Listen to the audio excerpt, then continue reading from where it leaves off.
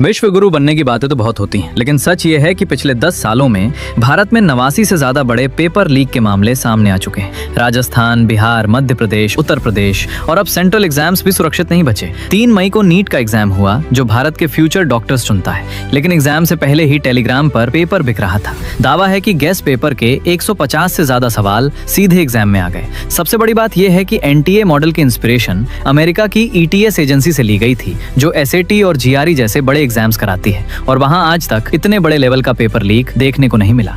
इसका एक बड़ा रीजन ये भी माना जाता है कि वहां 200 से ज्यादा परमानेंट मेंबर्स और स्ट्रॉन्ग सिक्योरिटी सिस्टम मौजूद है। सरकार ने एंटी पेपर लीक लॉ तो बनाया है, जिसमें 10 साल तक की सजा और भारी फाइन की बात कही गई है। लेकिन सवाल ये है कि अगर लॉ बनने के बाद भी बार बार पेपर लीक हो रहे हैं, तो ग्राउंड लेवल पर एक्शन इतना कमजोर क्यों दिख रहा है? आलोचना यही हो रही है कि सरकार एग्जाम्स का स्केल तो बढ़ा रही है, लेकिन सिक्योरिटी, परमानेंट स्टाफ और मॉनिटरिंग सिस्टम को उतना मजबूत नहीं बना रही। सरकार को समझना होगा कि पेपर लीक सिर्फ एक खबर नहीं, लाखों छात्रों के फ्यूचर और मेहनत पर सीधा हमला है। अगर भारत को सच में विश्व गुरु बनाना है, तो सबसे पहले एजुकेशन सिस्टम को सिक्योर और ट्रांसपेरेंट बनाना पड़ेगा।